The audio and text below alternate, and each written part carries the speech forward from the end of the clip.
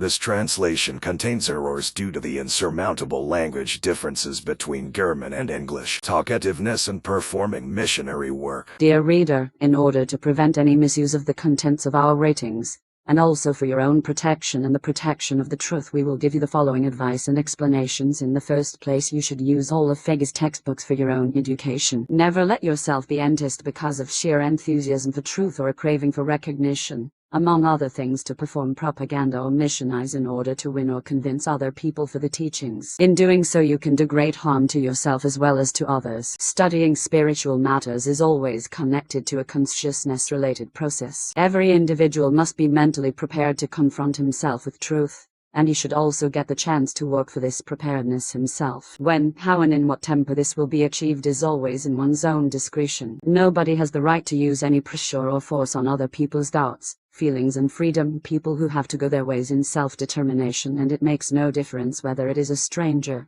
an acquaintance, a friend, relative, husband or wife, or one's own child. The awesome respect for all life is a principle imparted by the spiritual teachings, because it is awesome attitude towards life only that harbors within itself the key to knowledge, truth, and all realization. Thus the fellow man shall be respected and not be overwhelmed or plagued with knowledge and one's own cognition, something he is not yet able nor willing to understand. All this does not mean, though, to turn the study of the spirit lessons into a secret or to impart a feeling into the fellow man that he has not progressed far enough in order to understand this or that. Such behavior would not only represent an unjustified self-exaltation of the own person but also a lack of respect and awe for another individual. Likewise, one should always bear in mind that one isn't all-knowing and that one's own understanding of the spiritual teachings is always more or less limited. Thus, every individual should be critical of himself and not chatter about those things within the teachings that basically aren't really understood.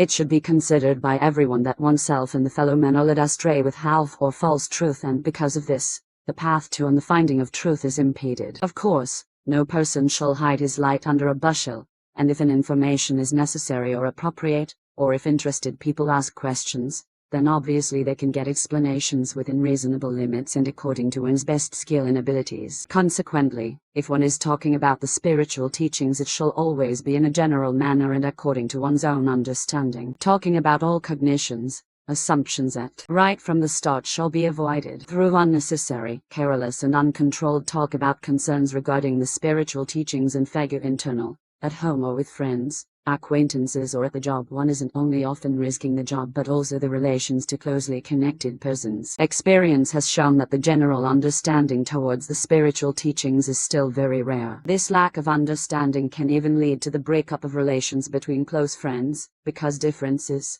quarrel, and discord may arise. The whole matter will even be worsened if there is the attempt, at all costs, to force one's own opinion upon the other person. We are neither members of a secret society nor babbling missionaries, but human beings who in the first place are striving to open our eyes ourselves.